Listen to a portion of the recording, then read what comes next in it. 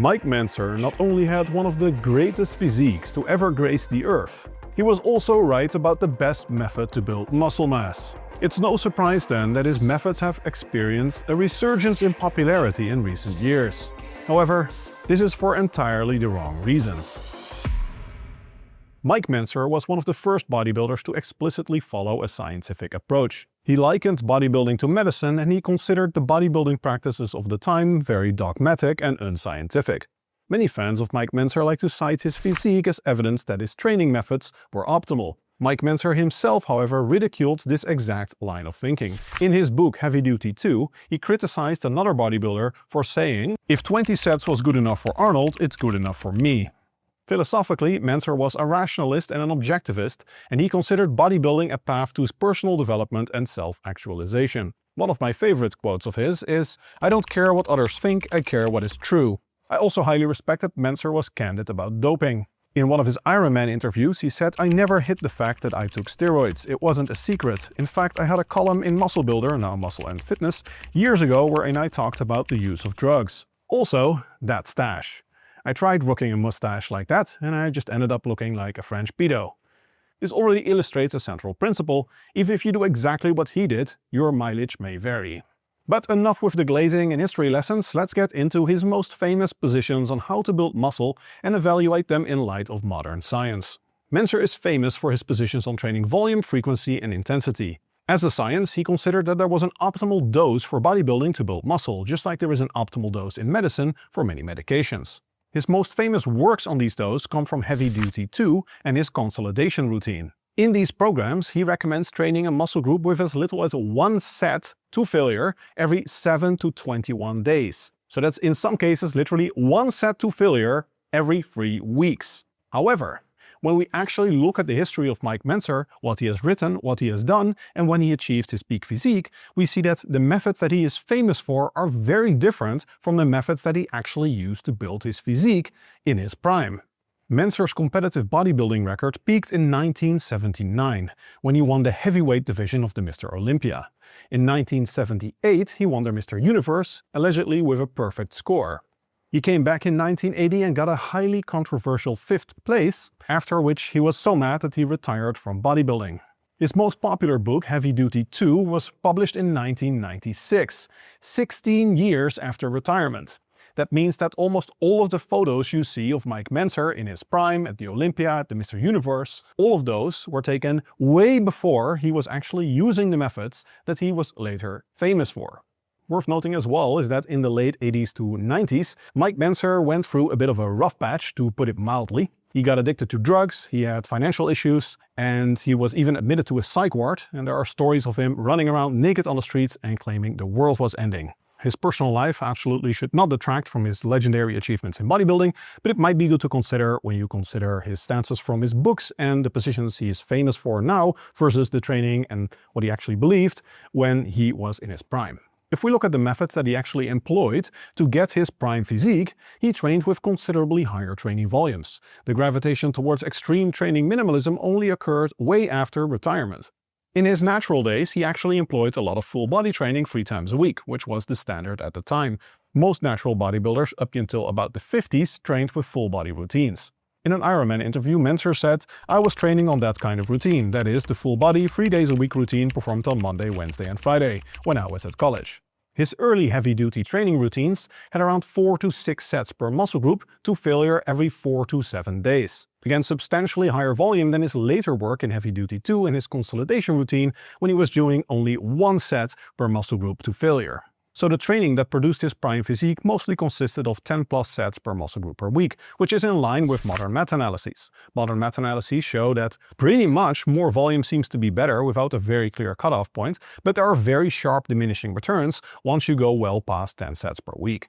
However, his later positions on doing just 1 set to failure once a week, if that is more in line with maintenance volume. Research has confirmed that maintenance volume is very, very low. If you have a lot of muscle memory, it's very easy to maintain your muscle mass if you train with very high effort. You don't need to do a lot of volume at all. There is a huge gap between doing enough training to maintain your physique and doing enough training to build your physique to the next level.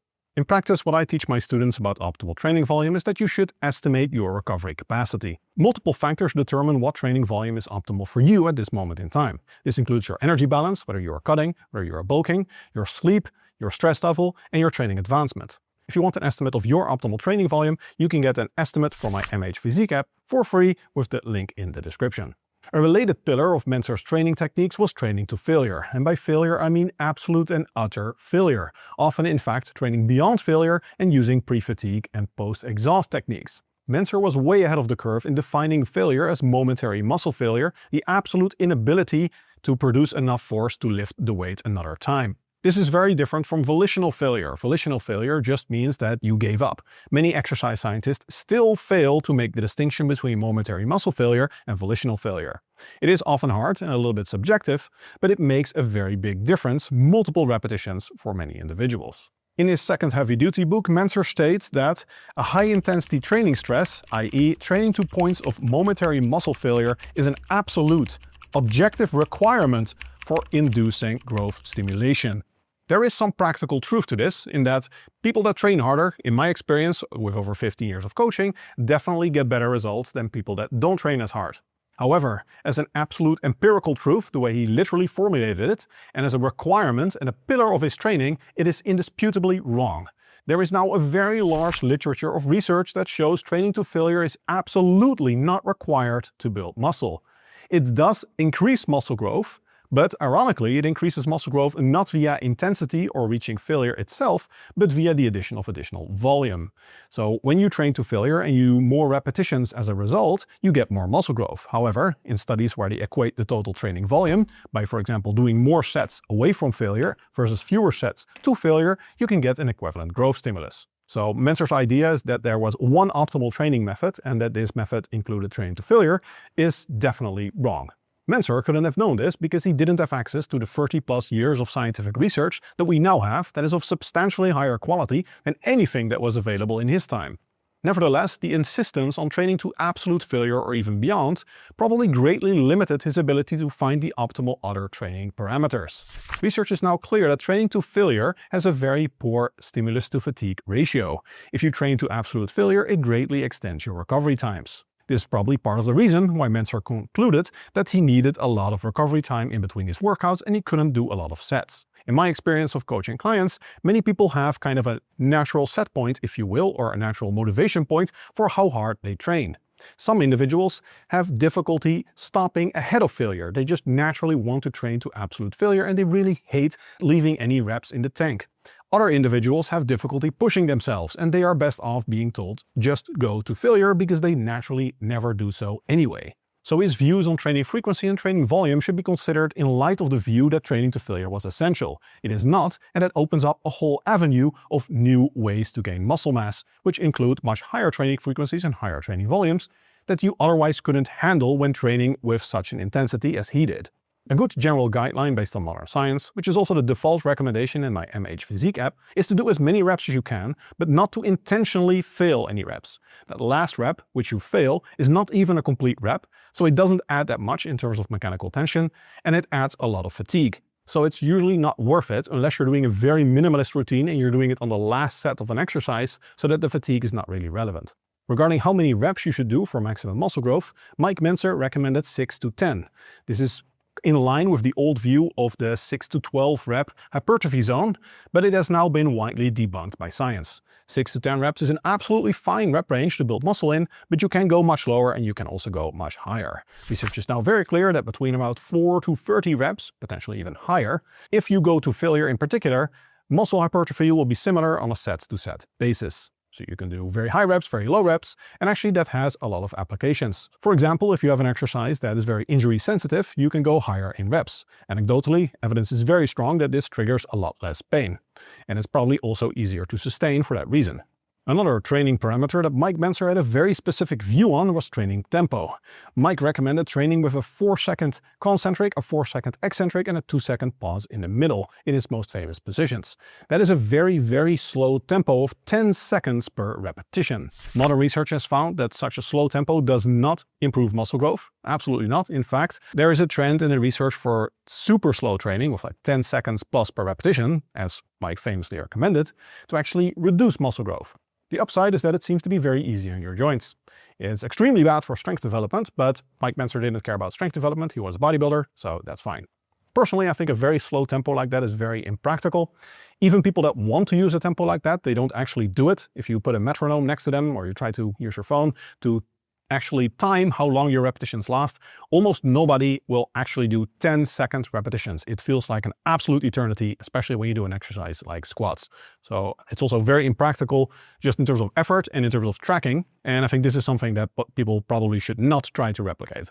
The general recommendation that I give in my app is that your concentric, the upward phase of most free weight movements, should be explosive. This, at a minimum, improves strength development, and in the long term that might slightly boost muscle growth, although research doesn't find any direct benefits of this. Your eccentric doesn't have to be slowed down. It should be controlled probably, so you shouldn't have a free fall because then there's no eccentric muscle action, and the eccentric phase of the movement is actually very important for muscle growth, as we'll go into in more detail in a bit. But actually slowing it down further doesn't improve muscle growth based on numerous studies at this point.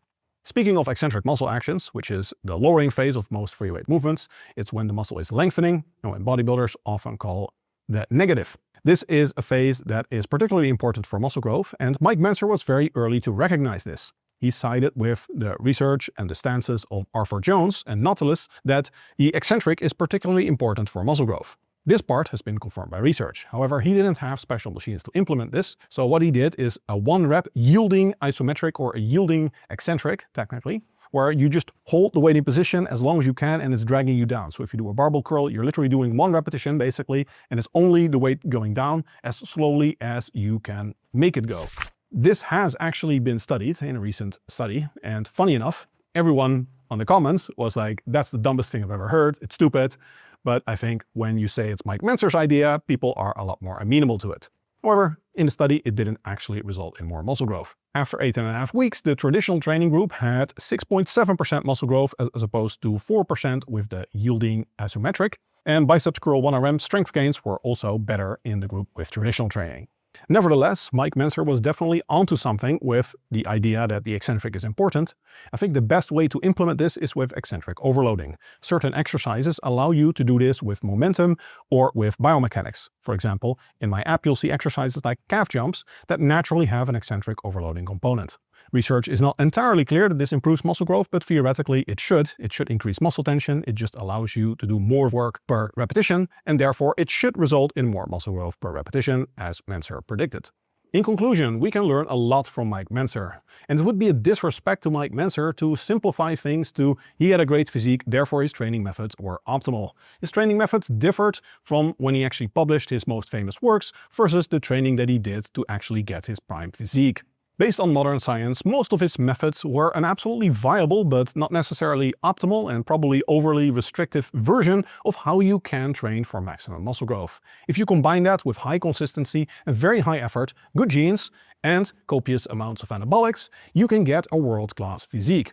However, if Mentzer had been born today, he would likely have come to very different conclusions on the optimal way to train. He didn't have access to 30+ years of additional, much higher quality research that we do now. Mentzer explicitly considered bodybuilding a science and likened it to medicine. This is exactly the essence of evidence-based lifting. It comes from evidence-based medicine. You apply the scientific method to find the ideal way to stimulate your body to create a desired adaptation. Mentzer himself ridiculed people who look at someone else and says, oh, they have a great physique, therefore their training methods must be the best. And that, I think, is what makes Mentzer one of the true GOATs. Mentzer was one of the first self-professed science-based lifters. So, to Mike Mentzer, rest in peace, legend.